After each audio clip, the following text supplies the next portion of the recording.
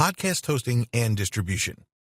You will need to host your podcast files so that your listeners can access them. They will either stream your podcast or download it. If you have web hosting with unlimited disk space, then you may think that you can just upload your files there. But you can run into trouble if you do this. Unlimited disk space is usually for web files only. Audio or MP3 files are not classed as web files. So, the best thing to do is use a podcast hosting service. These services are optimized for the storage and serving of audio files of different file sizes. One of the benefits of using a podcast hosting service is that they have built-in and validated RSS feeds. These RSS feeds are compliant with the podcasting directories, which makes the submission process easy for you and access to your podcasts easy for your listeners. You can use your RSS feed link when you make submissions to the podcast directories. More on this later. Each time you upload a new podcast file to your podcasting host, then the directories where you have submitted your RSS feed will all automatically receive the update. Your listeners will also automatically receive your new podcasts on the device of their choice. Another good reason for using a podcast hosting company is that you will be able to access statistics about your podcasts. Depending on the podcast company that you use, you will be able to see some useful data about your listeners, such as number of downloads, apps used to listen to the podcast, traffic sources, listener locations. You will also be able to create a podcast page with your podcasting host. Here you can provide information about your podcasts and include banners, your social media channels, notes about your podcasts, and more. You can link to your website or blog from this page too. This podcast page will also include a media player where people can stream your podcasts using their web browser. They will also be able to download your podcasts, share them, and subscribe to them from this page. While there are free accounts available with a number of podcast hosts, we would always recommend that you go for the paid option as the costs are usually low. Two popular podcast hosting services are Podbean and Libsyn, which have plans starting from $3 a month. Distributing your podcasts and getting the word out. We recommend that you record a few podcasts first before you start to distribute them. It looks a lot better if you have a few different podcasts available rather than just one. Once you have done this, you are ready to get the word out and tell the world about your awesome podcasts. Podcasting directories. You will want to submit your podcast to a number of podcasting directories.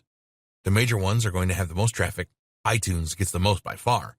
So we suggest that you submit your podcast to the following: iTunes, Google Play, Spotify, Stitcher, TuneIn, SoundCloud.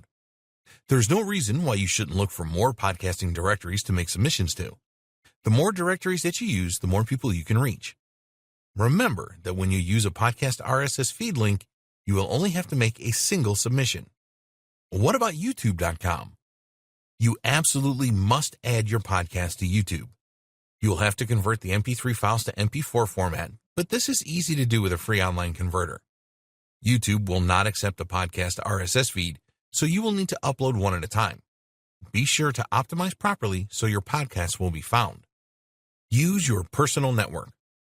Don't just leave it to podcast directory submissions to get the word out about your podcasts.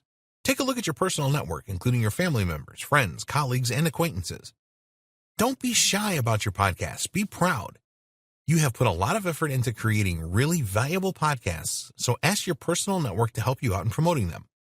Even if they are not interested in your podcast niche, they will know people that you don't that may be interested. Ask the people that you know to listen to the podcast and then leave a positive review for you on iTunes or the other podcasting directories. Reviews are essential for your success, so do everything that you can to get them. When others see your reviews, they will be a lot more likely to listen to your podcasts. Promote using your website and social channels. If you have your own website or blog, then promote your podcast there. If you have an email list, then send out a broadcast email to everyone telling them where they can find your podcasts and requesting that they leave you a review. Write a post specifically about your new podcasts and publish this on your site. You can add banners to your site as well, promoting your podcasts. When you upload your podcasts to YouTube, you can embed these into your blog as individual posts. If you have existing social media channels, then be sure to make posts about your podcasts here. You can use your personal Facebook account to make a post and then direct people to your Facebook page to find out more, for example. Use influencer marketing. These days, it is a good idea to use influencer marketing. The idea here is that you will leverage individuals or brands that have large followings on their social media channels, blogs, podcasts, and so on. Whenever these people endorse something, their followers will usually go and check it out. So try and find influencers where you can work together for mutual benefit. Do your homework here to find influencers that really do have a high level of engagement and not a lot of fake followers. Contact them and negotiate a deal. Interview some experts. We touched on this in earlier videos. People love to be seen as experts in their niche, so find people that you believe can add value to your podcasts and reach out to them and request an interview.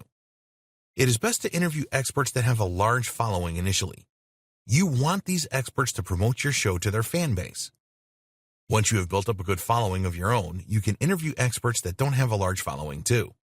When an expert agrees to be interviewed for a podcast, make sure that you send them a link so that they can access the final recording. You can create a customized swipe file to help your expert promote your podcast for you, including emails, social media posts, and other ways that they can tell their following about your joint podcast. Always thank any experts that you interview for their time and sharing their insight with your listeners. Also thank them for promoting the podcast with their following.